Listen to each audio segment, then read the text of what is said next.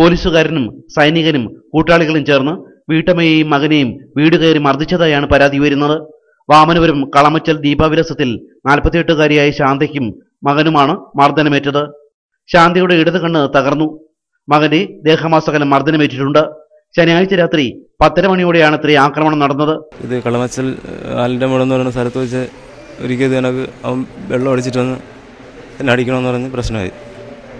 എന്നിട്ട് അതിൻ്റെ വൈരാഗ്യത്തിന് പ്രശ്നമായതിനെ കൊണ്ട് ഒരു ചേട്ടന്മാരും എല്ലാവരും കൂടെ വന്നാണ് ഞാൻ ഉറങ്ങിക്കിടന്നപ്പോഴത്തേക്ക് കഥവ് ചവിട്ടി തുറന്നിട്ട് വന്ന് പിന്നെ എൻ്റെ അമ്മേനെ അടിച്ചത്.